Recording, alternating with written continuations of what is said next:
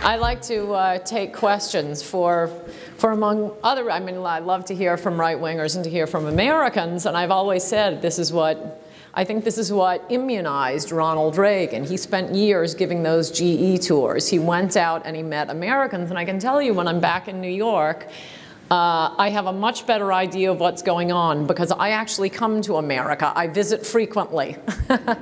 And when you meet real Americans and see how smart they are and how patriotic and good they are, you know, once you get to be president, you can't really meet people anymore. You're surrounded by yes men, and I think that's part of what turns politicians so bad in Washington, and they need to keep meeting with Americans. I'd like to know what you think about Newt Gingrich's talk about running for president in 2012, or do you think it's time for Newt to just stay as a professor? Yes, I do.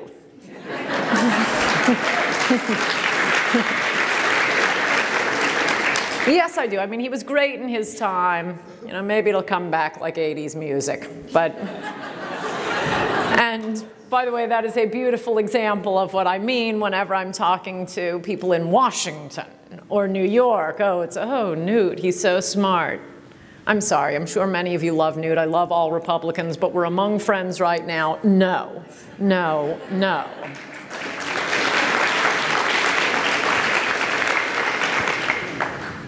If you were to advise candidates that are running now to unseat the Democrats, what would be the top thing you would tell them to do? There are so many. That's the only reason I'm hesitating. I'd say running against health care is pretty good. The polls on that are stunning. And the way it was pushed through in defiance of what the American people wanted, I think people are enraged at that, enraged. The Chicago politics, the arm twisting. How did they get Bart Stupak to vote for that bill? Will he be working for George Soros next year? I guess we'll see. I mean, there are only so many ambassadorships to France to be given away, but somehow I think they'll all end up just fine. What sort of arm twisting, what bribery went into that with the American people so adamantly, absolutely opposed to health care? That is a sure winner, and the issues we're good on, and just a flashback to the first question, I mean, this is part of what I'm not a fan of Newt's for. He talks in general ways about how, oh, we need to come to the center and we need to be moderate. You know, if you're trying to appeal to the largest group of people, I'll tell you the winning issues: being against health care, being against gay marriage, being against illegal immigration. I mean, the issues that we get, that conservatives get attacked for being, oh, you're going to upset people. You're being divisive. No. Gay marriage is losing by bigger percentages than any Republican is winning by. Those are the good issues for us. Look at the numbers on that. Did I leave anything out? I mean, obviously, taxes, spending, healthcare, illegal immigration, gay marriage. Abortion. I mean, unfortunately, that's up to our true leaders, the Supreme Court. But you can never lose on abortion. Anyone who would vote would single-issue vote pro-abortion is never going to vote for a sane person anyway.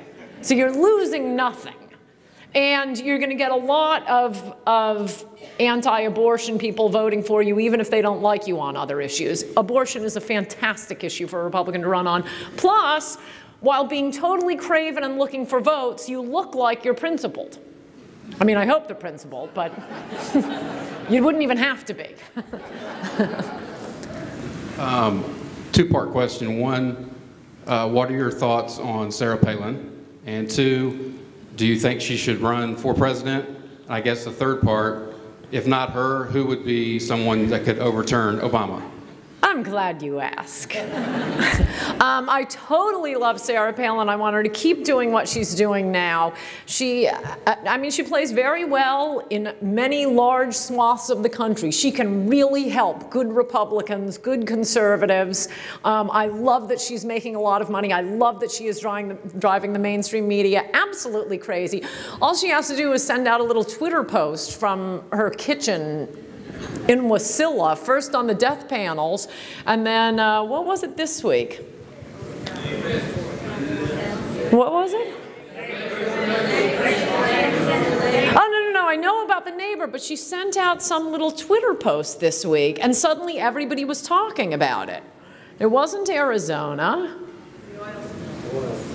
I think it was the oil spill. What did she say about that? Was that it? Is that what got Obama down there and off the golf course yesterday? Some little, and the death panels.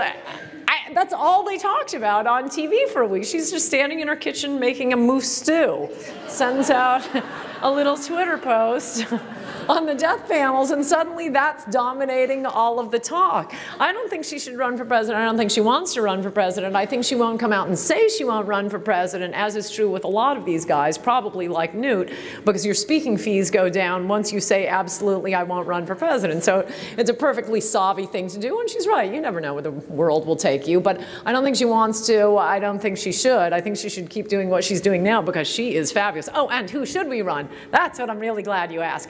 Chris Christie of New Jersey.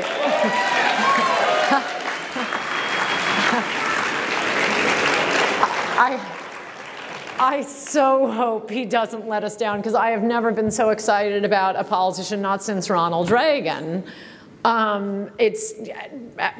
He is so articulate. He has run in the Soviet Union. He has been elected in the Soviet Union. He is sticking it to the commissars in the Soviet Union, and he's winning in the Soviet Union. And he is the perfect antidote to that skinny socialist who's our president. And I just looked up, incidentally, someone, I mentioned this at dinner with a few of you, someone, a famous Fox News host on at 9 p.m., Sean Hannity, was claiming to me at dinner the other night when I was promoting Christie, he thinks Christie is the same as Giuliani, and he's still a little defensive about supporting Giuliani. And I like Giuliani for a lot of things, but not, oh, his entire personal life, pro-choice, blah, blah, blah. And Hannity started claiming to me, oh, Christie's not good on the social issues. I said, are you sure? And I realized I hadn't even really looked it up. I just see him talking to the teachers' unions and, ooh, doing a really good job. And I looked up, no, he's good on everything. He's good on gay marriage, he's good on abortion, he's good on everything. And he can talk, and he's brave, and he's smart and articulate, which is, you would never find an articulate Republican.